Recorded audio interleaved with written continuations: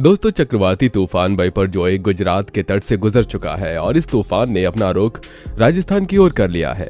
गुजरात में बिपरजॉय तूफान ने बड़ी ही तबाही मचाई। इसके बाद ये और भी खतरनाक होता जा रहा है।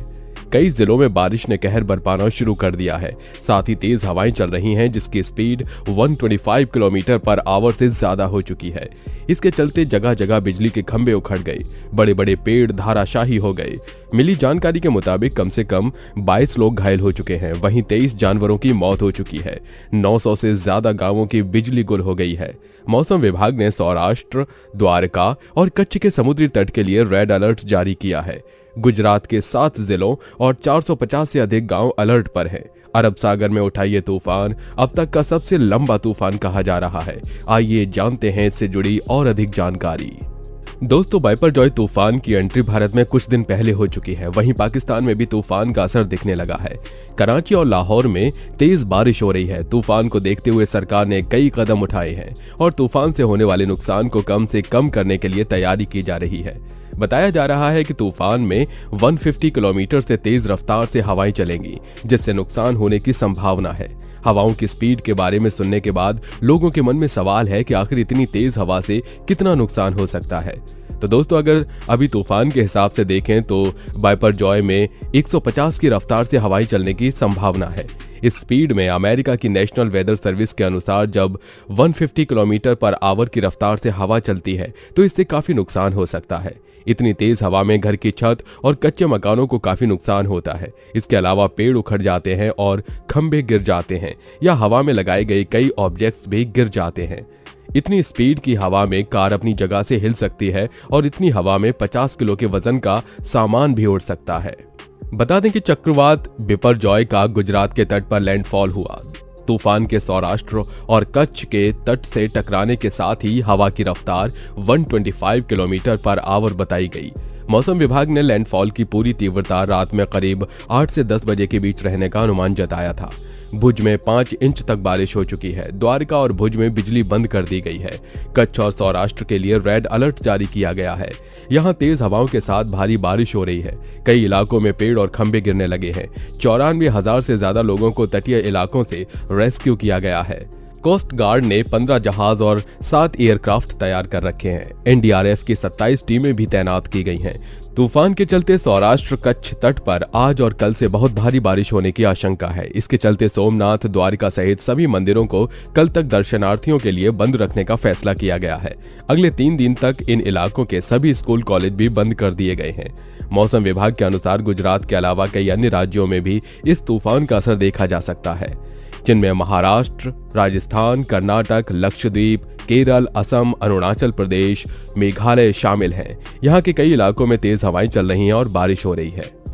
बिपरजॉय पिछले 25 साल में जून महीने में गुजरात के तट से टकराने वाला पहला तूफान है। इससे पहले 4 जून 1998 को आए तूफान ने गुजरात में जमकर तबाही मचाई थी। इस तूफान का लैंडफॉल कांडला बंदरगाह पर हुआ था। इस भयंकर तूफान से गुजरात में 1000 से ज्यादा लोगों की मौत हुई थी। इस तूफान की वजह से 10,000 करोड़ रुपए का नुकसान हुआ था। इस चक्रवात में 165 किलोमीटर प्रति घंटे की रफ्तार से हवाएं चली थीं और पूरे देश की बात करें तो इस चक्रवात की वजह से 10,000 जानें गई थीं।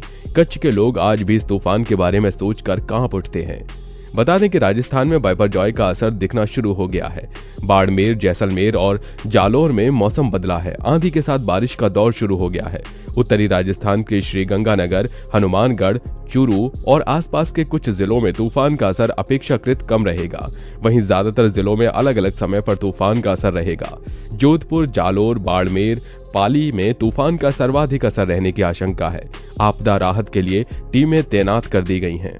बिपरजॉय चक्रवात का असर हरियाणा के सिर्फ दक्षिणी हिस्से के जिले में ही दिखेगा। इसका असर आज से लेकर 19 जून तक सबसे ज्यादा दिखाई देगा।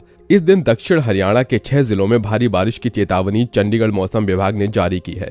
बिपरजॉय का असर पंजाब में भी दिखने लगा है। अमृतसर में बीते 24 घंटों में 129.5 मिलीमीटर बारिश रिकॉर्ड की गई, जिसने 30 जून 1970 को हुई 92.6 मिलीमीटर बारिश का रिकॉर्ड भी तोड़ दिया है। बिपरजॉय और वेस्टर्न डिस्टर्बेंस के कारण राज्य में 19 जून तक के बारिश के आसार हैं। अचानक बादल छाएंगे, बारिश होगी और अगले ही पल धूप खिलेगी। इससे उमस बढ़ेगी। साथ ही बिहार के कई जिलों में मानसून ने दस्तक जरूर दे दी है, लेकिन बिपरजॉय के कारण बारिश पर ब्रेक लगा है। मानसून पूरी तरह एक्टिव नहीं हो पा रहा है। मौसम विभाग के मुताबिक दक्षिण बिहार के कुछ जिलों में अगले 4 से 5 दिनों तक हीट वेव की स्थिति बनी रहेगी। तापमान 40 से 44 डिग्री के बीच रहेगा। 20 जून से मौसम में सुधार होने की संभावना है। आपको बता दें कि इस चक्रवाती तूफान को बाइपरजॉय नाम बांग्लादेश ने दिया है। बांग्ला में इस नाम का मतलब होता है डिजास्टर यानी विध्वंसक। अब ये देखा जाने लगा है कि बंगाल की खाड़ी और अरब सागर दोनों जगहों में तूफान बन रहे हैं और तेजी से प्रचंड भी होते जा रहे हैं। ये अपनी ताकत को कई दिनों तक बनाकर रखते हैं। जानकारी के अनुसार 1979 से लेकर 2022 तक अरब सागर में 11 चक्रवात तूफान बने हैं, जिनमें से 2007 से 2022 के बीच 6 चक्रवाती तूफान बने थे। वहीं विनाशकारी चक्रवात तूफान निसर्ग भी अरब सागर में ही बना था। 2020 में चक्रवात ने भीषण तबाही मचाई थी। साथ ही 2019 में आई वायु तूफान भी अरब सागर में ही बना था। वैज्ञानिकों का कहना है कि अरब सागर में जो तूफान बन रहे हैं, मानसून से पहले उनके बनने की गति, समय और तीव्रता सभी में 40% इजाफा हुआ है, जबकि 20% बढ़ोतरी मानसून के बाद ऐसे तूफानों के बनने में आई है। जानकारों का कहना है कि पहले यहाँ उतने खतरनाक तूफान नहीं बनते थे जितने अब बनने लगे हैं। भारतीय मौसम विभाग से जुड़े जलवायु वैज्ञानिक कहते हैं तूफानों के बनने में आई तेजी का रिश्ता समुद्र के पानी के तापमान में हो रही बढ़ोतरी और ग्लोबल वार्मिंग के कारण बढ़ती नमी के चलते हो रहा है। पहले अरब सागर आमतौर पर ठंडा रहता था, लेकिन अब ये गर्म पानी के पूल में बदल चुका है। एक और साइंटिस्ट कहते हैं कि क्लाइमेट चेंज के कारण समुद्र पहले ही गर्म हो चुके हैं और ताजा तरीन अध्ययन बताते हैं कि मार्च के बाद अरब सागर 1.2 डिग्री गर्म हो चुका है। ये स्थिति किसी भी तूफान के बनने और उसे ताकतवर बनाने में बहुत सहायक होती है। अब ऐसे में एक सवाल आता है कि क्या ये आने वाले समय में मानसून पर असर डालेंगे? बेशक ऐसा होगा। यदि अरब सागर और बंगाल की खाड़ी में ज्यादा तूफान बनने लगेंगे तो ये मानसूनी हवाओं पर बुरी तरह असर डालेंगे, उसे तितर बितर कर देंगे। उससे भारत में हर साल आने वाले मानसून की लय और सेहत दोनों पर खराब असर पड़ेगा। ये भी हो सकता है कि मानसून का समय ही अनिश्चित हो जाए। इन दोनों स्थितियों में न केवल हमारी कृषि पर असर पड़ेगा, बल्कि बरसात में हमें नदियों, जलाशयों में जो जल मिलता है उस पर भी बुरी तरह असर पड़ेगा। दोस्तों, आपको बता दें कि तूफान आने की वजह समुद्री तल का तापमान बढ़ना होता है। जब इसके ऊपर मौजूद हवा गर्म हो जाती है, फिर ये ऊपर की ओर उठने लगती है। उस जगह कम दबाव का क्षेत्र बनने लगता है। इसे भरने के लिए आसपास की ठंडी हवा इस ओर बढ़ती है। गर्म और ठंडी हवाओं के मिलने से जो प्रतिक्रिया होती है वो तूफान के रूप में सामने आती है। गर्म होकर ऊपर उठने वाली हवा में नमी भी होती है। यही वजह है कि साइक्लोन में तेज हवा के साथ बारिश भी होती है। आमतौर पर टाइफून, हरिकेन और साइक्लोन को एक ही मान लिया जाता है। वैसे तो ये तीनों ही बारिश लाने वाले तूफान हैं, लेकिन ये तीनों अलग अलग भौगोलिक क्षेत्र में आते हैं। मसलन टाइफून कम दबाव का तूफान है, लेकिन जब इसकी रफ्तार बढ़कर 120 किलोमीटर प्रति घंटा या ज्यादा हो जाती है तो इसे टाइफून कहा जाता है। आमतौर पर यह जापान, ताइवान, फिलीपींस या पूर्वी चीन को प्रभावित करता है। भारत में आने वाले तूफान साइक्लोन होते हैं, जिसकी रफ्तार 140 किलोमीटर प्रति घंटे के आसपास होती है। ये लगभग 1600 किलोमीटर की दूरी तय कर सकता है, जिसके बाद गति घटने के साथ इसकी तबाही बंद हो जाती है।